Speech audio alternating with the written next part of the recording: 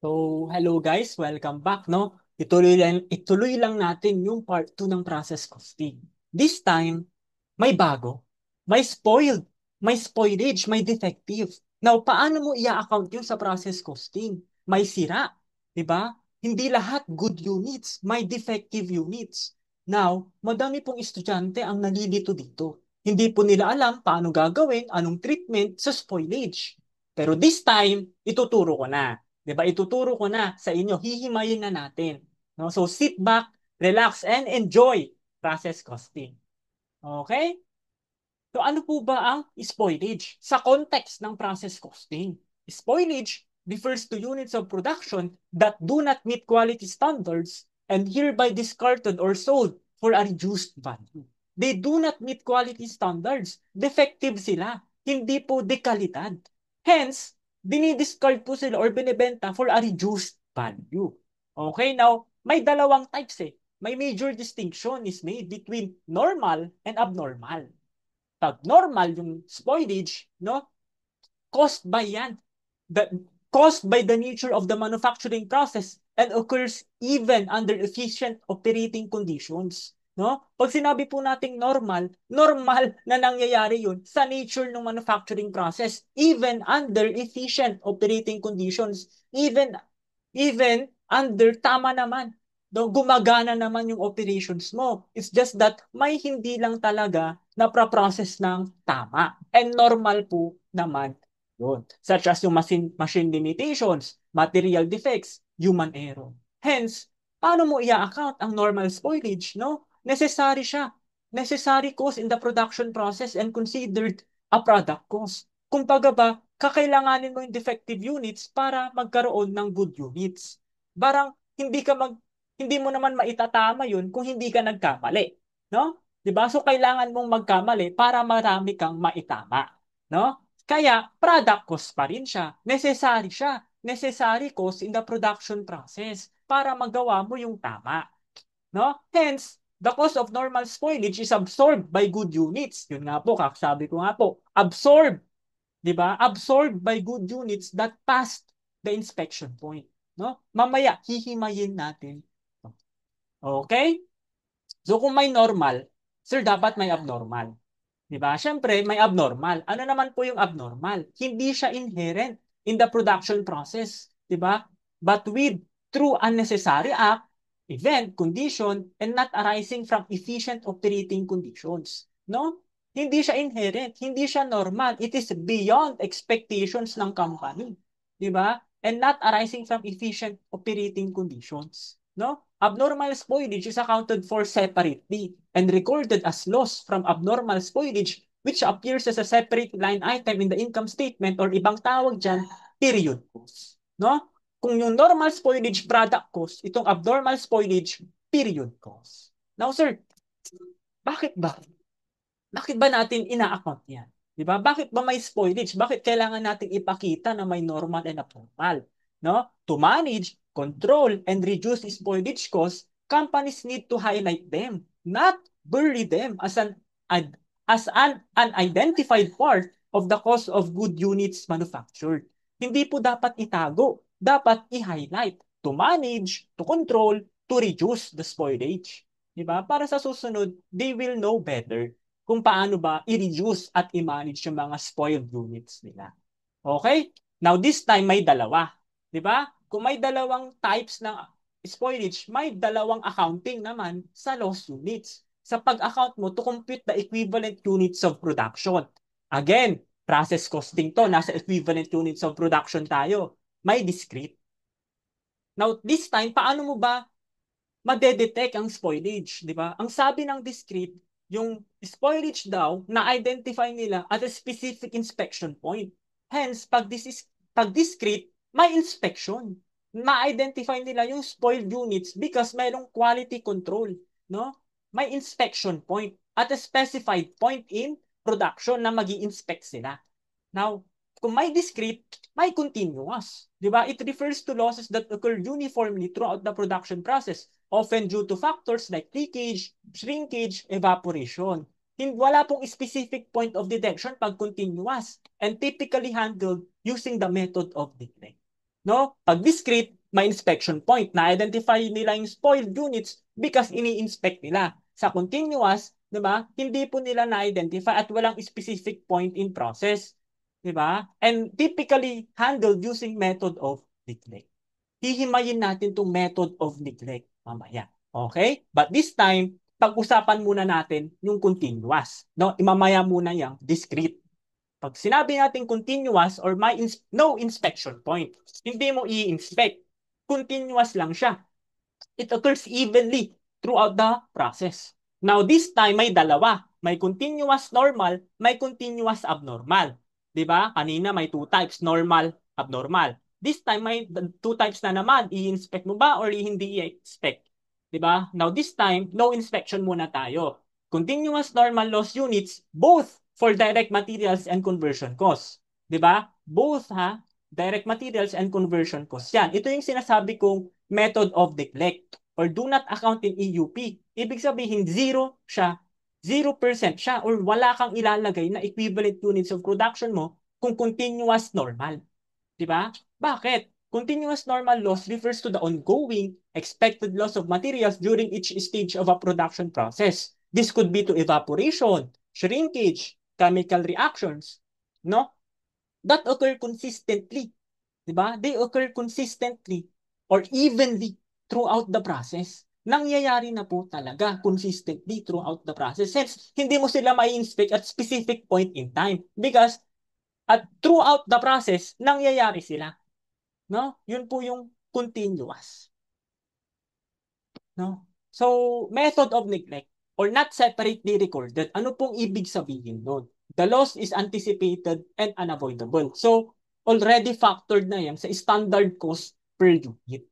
Continuous losses like evaporation don't result in discrete countable spoiled units. Ito po yung pinaka-heart nito. Pag continuous normal, hindi po sila makakount. Hindi mo sila ma-isolate. You can't isolate them or measure each loss unit. Hence, you can't assign a separate cost to them. Since hindi mo nga alam yung individual cost nila, no? You can't isolate them, you can't measure them individually, you can't assign a separate cost individually, no? So, isi-zero mo na lang siya or not accounting EUP kasi it's already factored in sa standard cost per unit. Mamaya ipapakita ko po sa examples. Okay?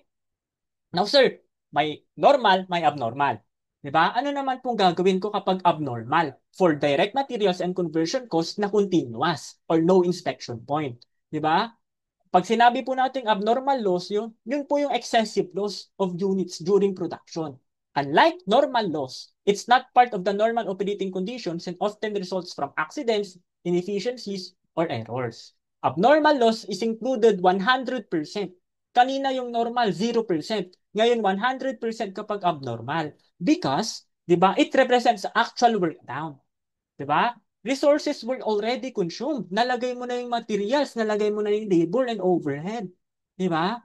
And cost needs to be isolate. Di ba? Unlike yung sa normal kanina, hindi mo ma-isolate. Ngayon, kaya mo nang ma-isolate kasi abnormal naman sila. Makikita mo, mapapansin mo. It's not absorbed by good units like normal loss. Di ba? Hence, it is accounted for separately and reported as a distinct expense often charged to a loss account. No? Kapag abnormal spoilage, di ba, na continuous, accounted for separately, often charged to a loss account. Okay? No, mas magigets nyo to, no? Paulit-ulit lang na mapansin nyo to, no? Yung normal, abnormal, continuous. Di ba? Normal siya, 0%, abnormal 100%, so long as continuous or no inspection point. No, this time, i-apply na natin sa problem. Kung continuous yan or no inspection point. No? Standard company employs a process cost system using the FIFO method. FIFO tayo ngayon ha. A unit of product passes through mixing and assembly before it is completed. Information about mixing department are as follows. May binigay na work in progress. Diba? May binigay na spoiled units. Diba? Started in production. Diba? Completed and transferred out. Raw materials are added at the beginning of the process in the mixing department.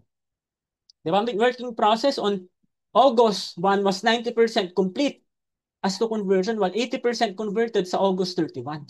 The company usually experience a 5%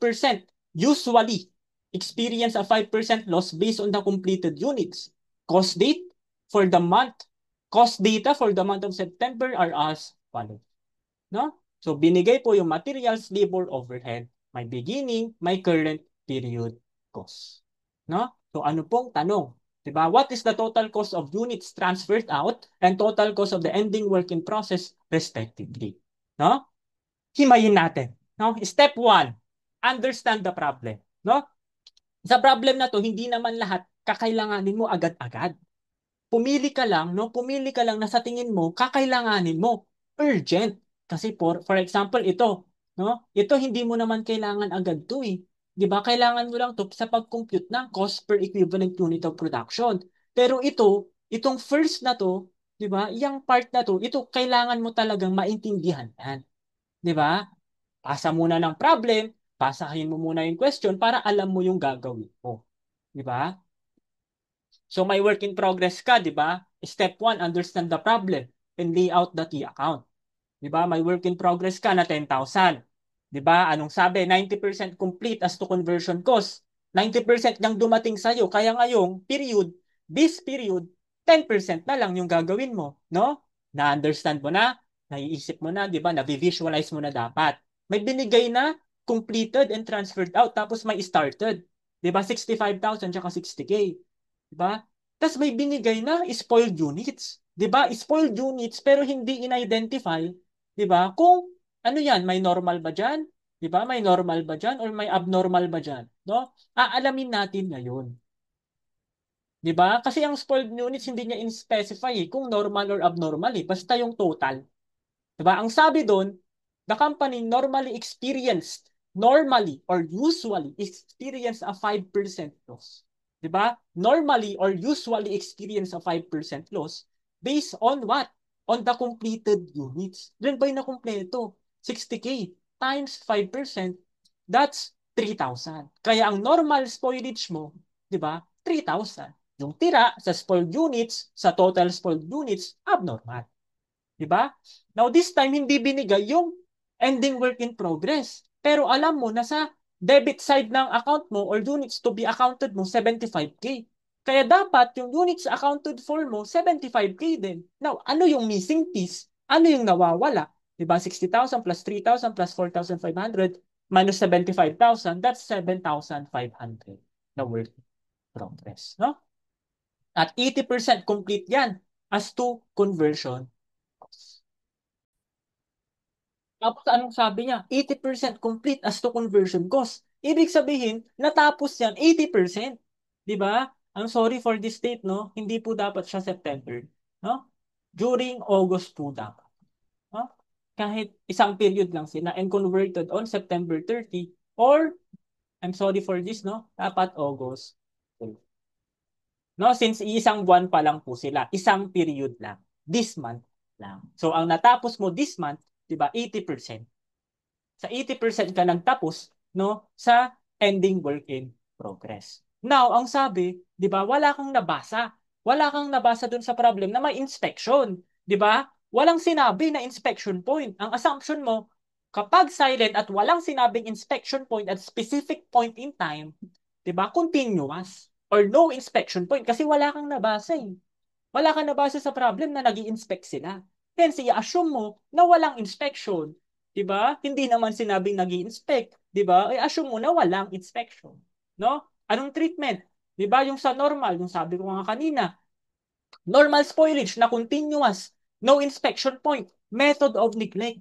As to direct materials and conversion cost, 0% sila. No, method of neglect, 'di ba? Tapos yung abnormal spoilage for continuous, direct material and conversion cost, 100%. No? So ito po yung kahalagahan ng theory kanina. 'Di ba? Na-apply na natin sa problem. 'Di ba? Sabi ko nga continuous na normal. 'Di ba? Continuous na abnormal. Continuous normal 0 0. Method of neglect.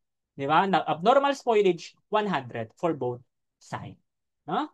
So apply na natin. Tapos na tayo sa step 1. Step 2, compute the equivalent units of production. Eh di, naintindihan mo na yung T account. Naintindihan mo na yung big picture, the full picture, okay ka na. 'Di ba? Now, alalahanin mo ha, that raw materials are added at the beginning of the process. No? Nagsimula pa lang yung process, na-add na yung materials. No? Saan po ba galing yung beginning work in progress? Sa last department. 'Di ba? Sa previous month, sa previous period. Hence, 'di ba? Yung previous department, na-add niya na yung materials diyan. Hence, wala ka nang i-add diyan. Pero sa units started mo, 'di ba? Mapupunta yan sa completed o or mapupunta sa ending WIP. 'Di ba? And nagsimula ka, nung nagsimula ka, doon mo lang inat. Hence, yung ending work in progress mo, may na-add kang materials dyan. Magkano? 100%. Because all materials are added at the beginning. Sabi niya eh. Oh. Oh, naalala mo na yung part 1, 'di ba? Sana naalala mo yung part 1, 'di ba? Beginning work in progress, FIFO tayo, guys. FIFO tayo kaya kino-consider natin yung beginning work in progress, yung completion done. Direct materials, wala ka nang ginawa, 'di ba? Wala kang work done this period kasi last month na-add na 'yan. 90% sa conversion cost, dumating sa'yo 90%. Ibig sabihin, 10% na lang yung gagawin mo. 'Di ba? Units started and completed. 'Di ba? Sa units started mo, sa units completed mo, no? I-take note na lang natin 'yan. Sa units completed mo, may 10,000 nang nagawa diyan. 'Di ba? May 10,000 nang nagawa diyan yung last month or last period or last department. 60,000 yung natapos mo this period, no? 60,000 yung lumabas. Ibig sabihin, ibabawas mo yung 10,000 kasi i-consider mo yung nagawa nung last period.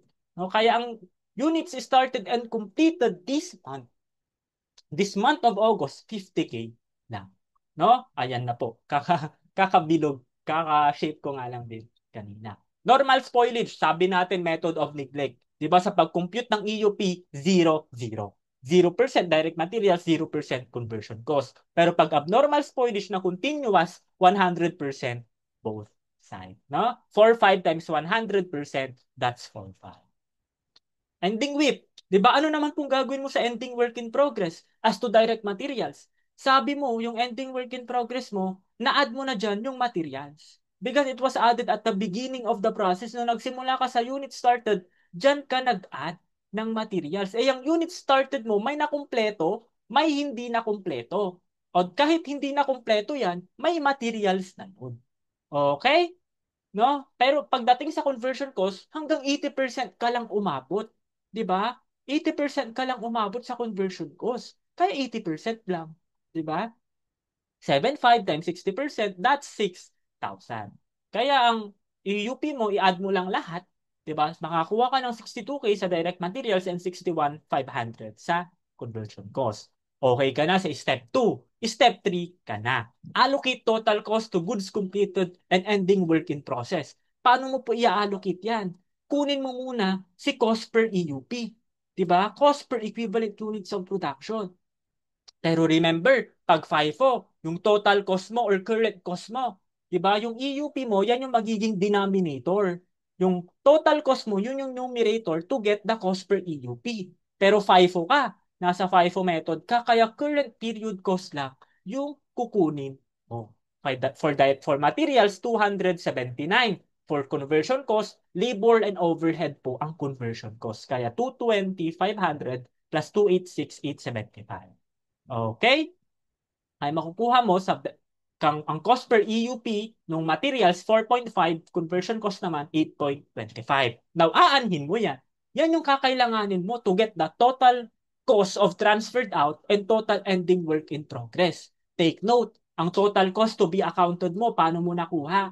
'Di ba? Pinag-add mo lang lahat yung nung cost nung sa problem kanina. 'Di ba? Yung sa problem po kanina, binigay yung total cost, total cost to be accounted mo, 1,004,625. No? Okay. Now, to get the transferred out cost, kailangan mo muna yung conversion cost or yung cost rather last period na hindi mo na-allocate dito sa total cost. 'Di ba? Cost last period. Tapos yung cost this period, 'di ba? Na-complete mo na, parang yung conversion cost kasi nakumpleto mo lang this period. Di ba 90% nang dumating sa'yo? 10% yung ambag mo. 10% yung nagawa mo. Di ba? Completed conversion cost as to beginning with 1,000. Imo-multiply mo sa 8.25. No? Unit started and completed, na kumpleto mo naman to, 'di ba? Although sinimulan mo this month, na kumpleto mo din this month, 'di ba? EUP nga sa pag-compute this period current period. Di lahat ito 50,000. Now sir, bakit 12.75? Total same lang din naman silang 50,000, 'di ba? Ipag-add mo na yung 4.5 tsaka 8.25, 'di ba? Kung pinag-times mo yung 50K sa 4.5 sa 50K sa 8.25, might as well i-multiply mo na lang sa 12.75 since same lang naman sila na 50K. Okay? Now sir, ano naman pong share nung normal spoilage? No, mamaya hihimayin natin ito. Since wala nga po tayong normal spoilage, zero, hence wala din tayong normal spoilage. Again, ang normal spoilage, product cost, di ba? Allocated to good units that pass the inspection point. But this time, wala tayong inspection, continuous tayo. Kaya yung normal spoilage, 0%. Di ba? Hindi mo siya ma-allocate. Because walang inspection point at continuous siya. Kaya ang total transferred out cost, 864,000. Sir, magkano naman yung ending WIP? Di ba? Yung ending WIP, magkaiba na sila ng amount. Kaya, di ba, iisa-isahin mo na sila. Di ba? 7.5 times 4.5, 6K times 8.25. Bakit? Sir, may share na naman yung normal spoilage. Ganun po talaga ang pag-allocate sa normal spoilage. Di ba? Di ba? I-allocate mo yung normal spoilage to good units that pass the inspection point. Either dalawa lang yan eh. Transferred out yung mga nakumpleto na or yung hindi nakumpleto. Hihimayin natin mamaya, guys. Now, hihimayin natin yan mamaya. Now, ang total cost of ending with 83,250. Pero may kulang pa. May kulang pa, 'di ba? Sabi ko kanina yung abnormal spoilage, period cost 'yon. 'Di ba? Period cost po yung abnormal spoilage. Paano mo ulit kukunin? Parang ganun lang ulit. 4.5 multiply sa 4.5, 4.5 multiply sa 8.25. Or ipag-add mo na lang, parehas lang pala 'to. 'Di ba? 4.5 plus 8.25, 12.75. Multiply mo sa 4.5. That's 57,375. Now, this time, to correct, para alam mo kung tama ka, i-add mo lahat. Tama, but basta bangga dapat yung total cost to be accounted mo sa total cost accounted for mo. Paano nakuha yan? 864K plus 83,250 plus period cost na 57,375. 864,000 plus 83,250. Diba guys? 57,375. That's 104. Hindi nyo nakikita. Basta 1,004,625 equal sila both sides. Now that time, siguro maging kampante ka na uy, tama yung ginawa ko. 'Di ba? Not necessarily, 'di ba? Not necessarily 100% true because may chances na baka may nalimot ka lang, 'di ba? 'Di ba? Pero at this time sana makampante ka na uy, tama yung total cost, tugma yung cost accounted ko sa cost accounted for ko. Malaki yung chance na tama ko. To. Okay, bakit po hindi perfect, hindi flawless? Kasi mga chances na baka hindi mo nasama yung ibang item pero nag-balance pa rin. Parang parang ano siya, parang trial balance lang, no? Ito yung ginawa ko dito, trial balance lang. Okay? Na para ma-check, 'di ba? Ma-check natin kung tama yung ginawa natin. Okay? No, ito. So anong sagot kanina? Letter to 864 sa transferred out 83,250. Okay, tapos na tayo sa continuous, walang inspection point. Ito na. Ito na, 'di ba? May inspection point na, 'di ba? Ang sabi natin is spoilage is occurred at a specific point, 'di ba? Specific point in the production process. Hence, sa specific point na 'yun, doon ka mag-i-inspect, 'di ba? Anong gagawin mo? Direct materials. For normal, 'di ba? And abnormal spoilage. Direct materials ang ini-inspect natin ha. 'Di ba? Direct materials po tayo magfo-focus for discrete or with no inspection point. 'Di ba? Kanina kasi 'di ba may direct materials, may conversion cost. 'Di ba? Ang conversion cost kasi it is assumed that occur evenly throughout the process. Kaya hindi mo siya ma-inspect at specific point. Ang direct materials, 'di ba? It occur at a specific point. Hence, ang pwede mo lang ma-inspect po talaga is direct materials. No? Okay. O ito, direct materials for both normal and abnormal. What if na-place mo na siya? Natandaan, nasa part 1 natin yung placement ng materials, di ba? Sinasabi natin sa materials, added at the beginning, added at the ending. If placement first, before inspection, then account lost units at 100%. Ano pong ibig sabihin nun? Di ba? Na-add mo na yung materials at the beginning of the process. Nag-inspect ka lang at 60% stage of production. Wala na. Di ba? Na-add mo na yung materials eh. Nandun na sa process eh. Eh nakita mo lang sa inspection point mo, 60%, eh nauna nang ma-place yung materials. Di ba? There is spoilage when you inspected. However, you already added the direct materials. Hence, you must account the spoilage at 100%. Kasi nandun na. 'Di ba? Nandun na. Since resources were already consumed. Tsaka mo pa nakita. 'Di ba? Too late. 'Di ba? Too late. Alam nga namang hihilain mo siya sa process, 'di ba? Alam mo tatanggalin mo. Eh baka ma-disrupt yung buong process, 'di ba? And ganun, somehow, some way, na-absorb na siya ng mga good units. 'Di ba? Okay? So, ang treatment mo dyan, doon sa T account natin or doon sa table natin, yung normal and abnormal as to direct materials, if placement ang nauna bago inspection, 100%. Now, sir, paano naman kung baliktad? Nauna yung inspection bago mo ilagay yung materials. O that time, pwede mong, 'di ba? Hindi mo nalagay yung materials kasi na-inspect mo muna siya at first, 'di ba? Hence, wala kang loss units at 0% accounted for. Example, 'di ba? Materials are added at the end of the process. Pero nag-inspect ka at 60% stage of production. 'Di ba? Naglagay ka lang ng materials at the end. Pero nag-inspect ka at 60% stage of production. Nung nag-inspect ka, may spoiled. But no materials added yet. Hence, no material cost is assigned to the spoiled units. Do not account spoilage in the EUP. 'Di ba? Nag-inspect ka, may nakita kang spoilage pero wala pang materials.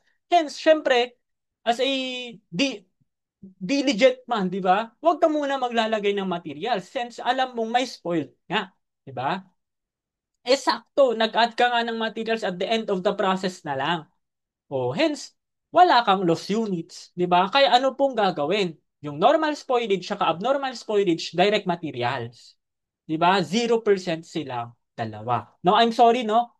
Meron din pala sa part ng conversion cost, no? Meron din pala sa conversion cost. So, iba nga lang yung treatment sa conversion cost. Makikita natin mamaya. Iba ang sa direct materials placement.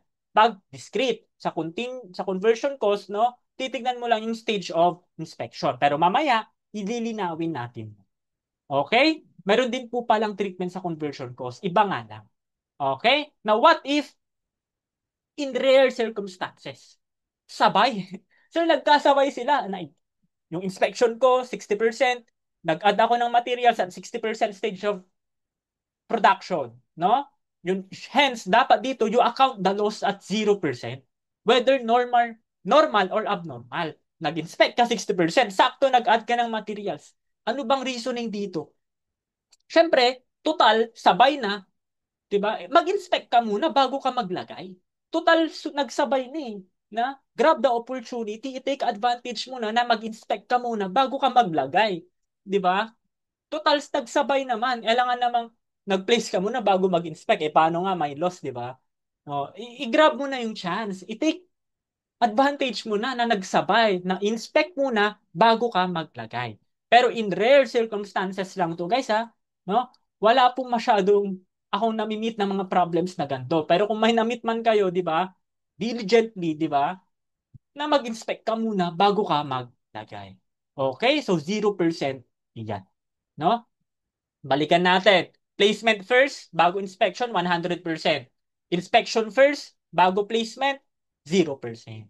Pagsabay, nag-inspect ka muna. Okay, paano naman sir pag conversion cost? Kasi kanina, 'di ba? Question mark tayo sa conversion cost kanina, nag-focus lang tayo sa direct materials. Remember, pag direct materials, placement. Pag conversion cost, it occurs evenly throughout the process. Kaya for normal and abnormal spoilage, yung loss units mo, 'di ba? Imumultiply mo lang sa percentage of inspection. Mabibigay naman po yung loss units doon. 'Di ba? Ibibigay, 'di ba, yung number of spoiled units given naman siya. Now, imumultiply mo lang yun sa percentage of inspection. Okay? Example, inspection point is at 60% stage of production. Oh, 60%. 'Di ba? Loss units, ilan ba yung spoiled units? Imumultiply mo lang sa 60%. yun na yung conversion cost mo as to normal and abnormal. Because it is expected to occur evenly throughout the process ang conversion cost. Diba? Evenly, continuous yan na nagra-run from beginning to ending. Ang direct materials, specific point mo lang yan, ina. Okay? Okay, problem na, no? Pero inom muna ako. No? Hmm. Okay. During September 2025, mixing department daw ng ABC company provided the following details. Work in process, September 1, units started, units transferred out, lost units, diba? Work in process, ending. Okay, all materials are added at the start of the process and units are inspected. O may inspection point na guys, binigay na. Nabasa mo na yung inspection point at the end. Kailan ka nag-inspect? At the end of production. Normal loss should not exceed 3% of the units started during the period. Nagbigay ng loss units, di ba? Related data for the month of September follow. Nagbigay din ng loss. Okay? So relax lang, no? By step naman natin itong gagawin. Di ba? Step 1. Ito yung mga tanong muna pala. Sorry. Excited na excited. Equivalent units for FIFO, total cost of units transferred out under FIFO, and EUP sa average and transferred out for average. So, dalawa na ngayon. Makikita na natin yung difference for FIFO and average. No? But first, no, simulan muna natin sa FIFO. No? FIFO muna. Step 1, understand the problem and lay out the key account. Diba? May 10,000 ka, beginning. 80% done as to conversion cost. Ibig sabihin, 20% na lang gagawin mo. Units started mo, magkano? 150K. Units transferred out, 142K. Diba? May ending WIP ka, 13K. Tapos may lost units na 5,000. Pero anong sabi? Normal loss should not exceed Normal loss should not exceed 3% of the units started. Ilan ba yung units started mo? 150 times 3% lang yung hangganan. So 150 times 3%, di ba? 4,500. No? Kaya yung natira na abnormal, 500. Paano sir? Kung sabi yung normal loss should not exceed 4%. Tapos ang loss units lang na binigay, 5K. Tapos nung minultiply mo to sa 4%, diba? 150K times 0.04, 6,000 sumobra sa 5,000. No, mag-stick ka sa 5,000. No, nagkakataon kasi ganun na parang sumobra. No, kaya kung ganun, lahat ng loss units mo, i-account mo as normal. At wala kang magiging abnormal. Pero mag-stick tayo sa 3%. 'Di ba? Normal loss should not exceed 3% nung 150 na units started mo. 4,5. Sakto may natira sa 500 na abnormal. Okay? Oh, normal. Spoilage or SPL, abnormal naman. Now, sabi natin, may inspection. Kailan ka nag-inspect? 'Di ba? Kailan ka nag-inspect? At the end lang. At the 100%. 'Di ba? Kailan po ba yung end? At 100% stage of production. Kailan ka nag-add ng materials? Sa simula. Hence, nalagay mo na. Anong nangyari sa direct materials? Placement first. No? Nalagay mo na yung materials. Hence, you should account the spoilage, whether normal or abnormal, 100%.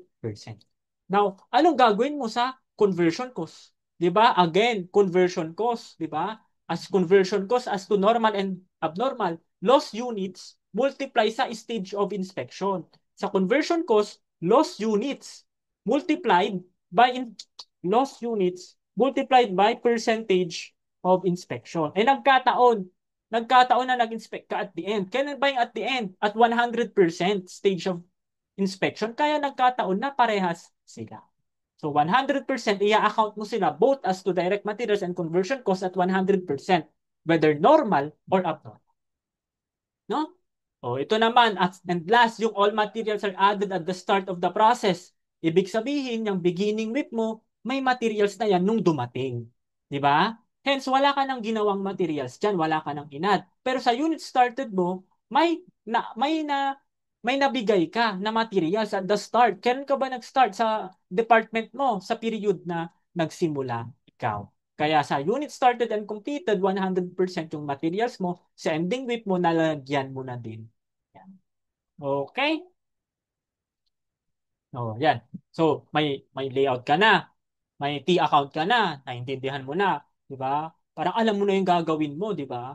Yan pa lang, T-account pa lang yan. Pag sinulat mo lang yan sa papel, sobrang straight to the point na. Oh, step 1 is done. May T-account ka na, aanhin mo yung T-account.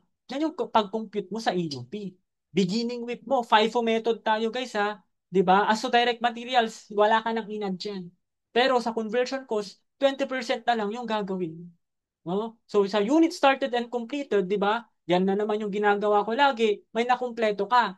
Ano po bang ibang tawag sa transferred out?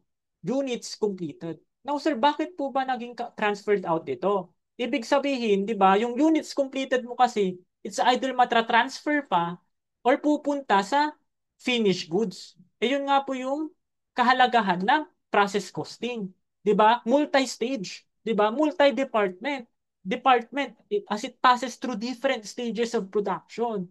'Di ba? Hence, yung transferred out, matatransfer pa siya sa susunod na department kasi may further processing pa. Okay?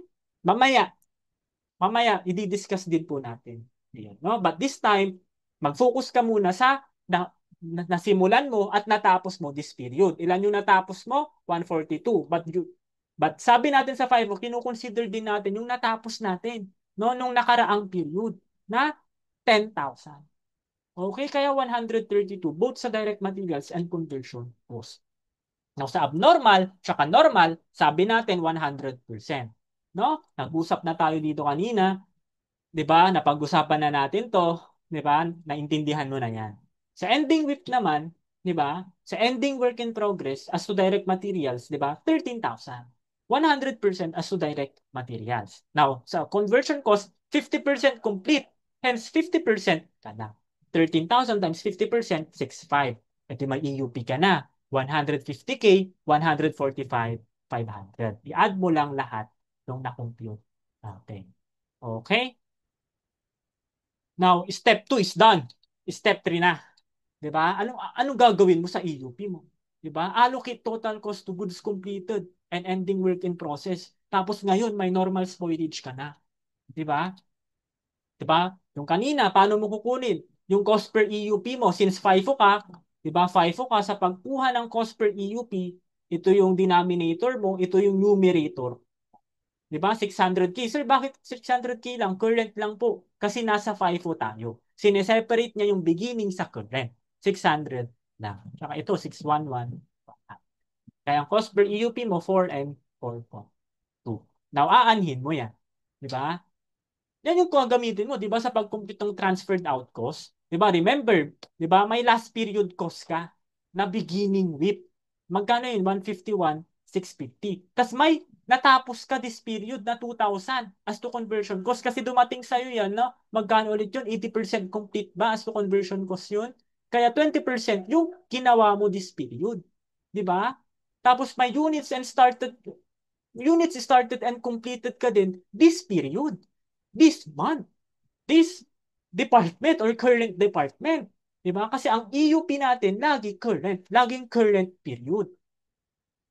132K multiplied by 8.2. Bakit 8.2, sir? Since same lang naman sila, ipag-plus mo lang. Ito, wala naman dito, wala dyan. Kaya sarili ka. No? Add share of normal spoilage. No? Mamaya, hihimayin natin. Ito. Sir, bakit may share na po yung normal spoilage? No? Bakit po 8.2? Kasi silang dalawa parehas naman. No? Since parehas naman sila, ipag-plus mo na lang sila. 8.2. Okay? Hihimayin natin ito. No? Sabi natin yung allocation ng normal spoilage. No? Sabi natin, all materials are added at the start of the process and units are inspected at the end. Kailan ka nag-inspect? At the end of production. Anong sabi natin sa normal spoilage? The cost of normal spoilage is absorbed by good units that pass the inspection point. Yung mga pumasa lang sa inspection point ang mag-absorb sa normal spoilage. No? Paano ba yan? 'Di ba? May previous department tayo. Ba, ito for illustration purposes lang to, guys, no? Not necessarily accurate, but for illustration purposes lang, meaning para maging relatable sa iyo. Para kahit papaano sa simpleng paraan, ma-visualize mo. Kasi mahirap po na magsabi lang ako ng puro salita. Syempre mahirap na hindi mo na visualize. Now, ito si previous department. Now, ito si current department. Now, dumating sa'yo yung work in progress niya, di ba?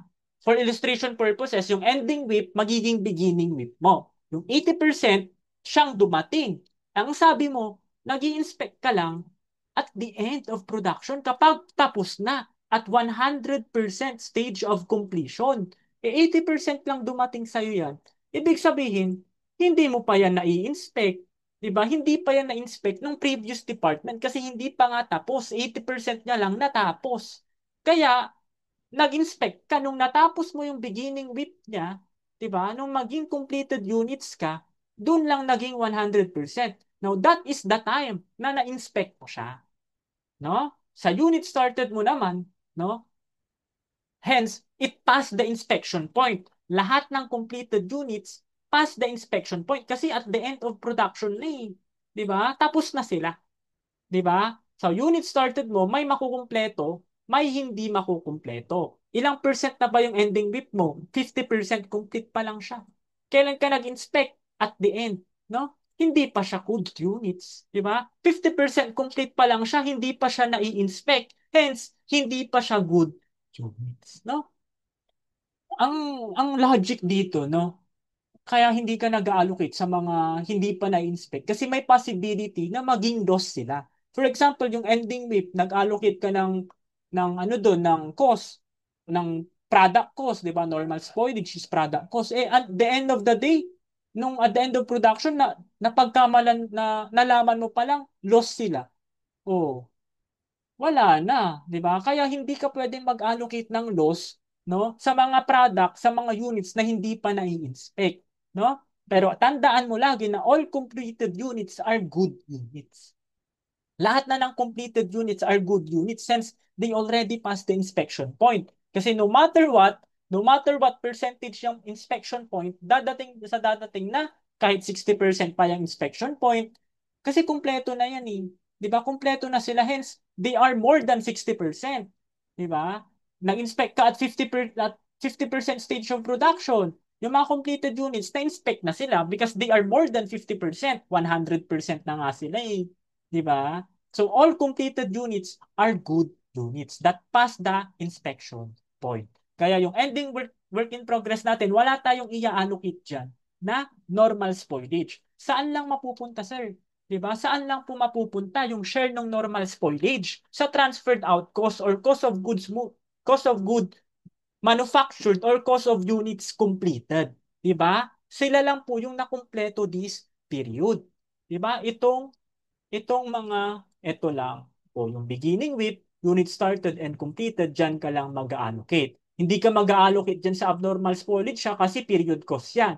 Yung ending WIP na pag-usapan na natin, di ba 50% lang siya. Kailan ka nag-inspect at the end, hindi siya pumasa. No? So may possibility na maging spoiled pa siya, kaya huwag ka mag-allocate sa kanya. Okay? Tingnan natin yung transferred out, 150, 1650, di ba? Tapos yung conversion cost na natapos mo this period, 'di ba? Natapos mo lang siya kasi 80% yung dumating sa iyo, 'di ba? 2,000 yung natapos mo. Yung unit started and completed then this period natapos mo 132. 8.2 na kaya pinag-plus ko na lang. Yung share ng normal spoilage 45 times 8.2, 'di ba? Ganun ulit, since same amount lang naman sila, ipag-add mo na yung cost per unit nila. Kaya ang total cost transferred out 1,279,350. Sir, paano naman pag ending WIP na walang share yung normal spoilage? Sabi ko nga, hindi pa yan pumasa sa inspection point. Hindi pa good units ang ending WIP. No? So yung ending WIP natin, di ba, since different amount, separately. Okay? At walang share yung normal spoilage. Kaya total cost of ending WIP, 79,300. Now, last, yung period cost mo pa, may abnormal spoilage ka pa. 'Di ba? Period cost yan, 500 times 8.2. Kaya ang total cost accounted for mo, 1,362,750 pag-add natin. 'Di ba? 350 plus 79,300 plus 4. 1,362,750. Diba? Basta yan.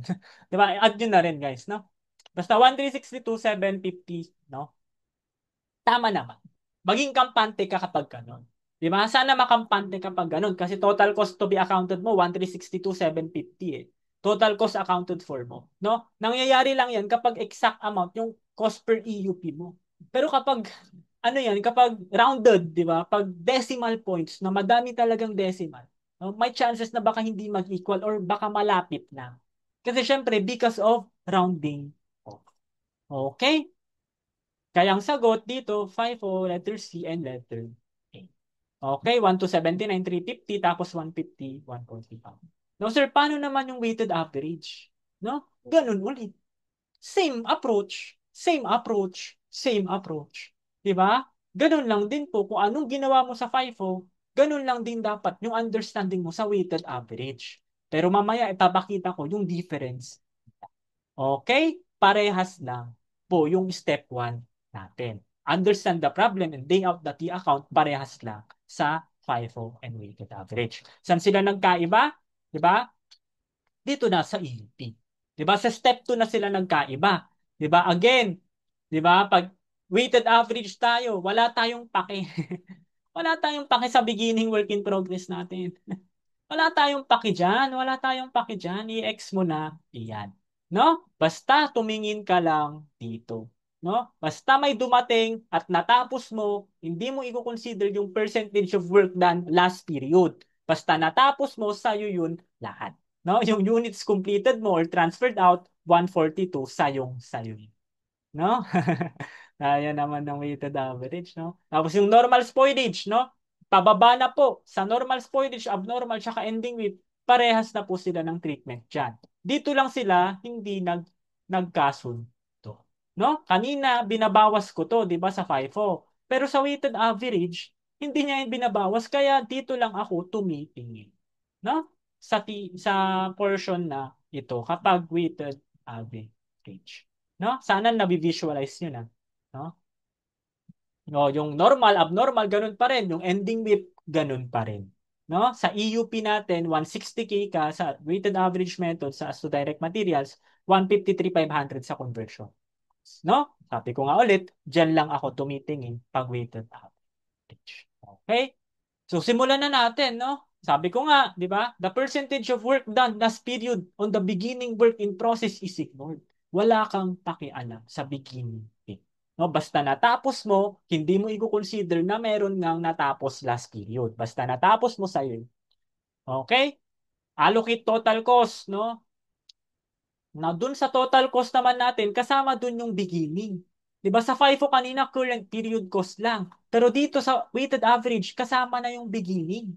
'Di ba? Pakita ko po ulit, may beginning ka na 72K, 'di ba? 600K. Now, pag weighted average, both na 'yan. Sa FIFO ito lang. Pero sa weighted average, sinasama niya yung beginning. May kumingle. 'Di ba? Kinukumingle niya yung cost, beginning and closing. No? Kaya 4.2, 4.5. Ganun ulit sa transferred out cost mo. Pero sa transferred out cost mo, wala na po yung 150, 1,650 since na-consider mo na siya dito nga sa beginning cost. No? Dun sa total cost. Kaya ang gagawin mo na lang sa transferred out cost mo, yung units completed. No? 142 times 8.7 plus mo yan. Tapos yung share ng normal spoilage kanina, 8 point, no? I'm sorry, no? 4.2 plus 4.5. That's 8.7. No? Times 4, 5, that's 39,150. No? Parehas lang naman po. Na-typo lang po ako. No? 8.7 dapat. No? Doon sa normal spoilage, same na naman sila ng FIFO tsaka weighted average.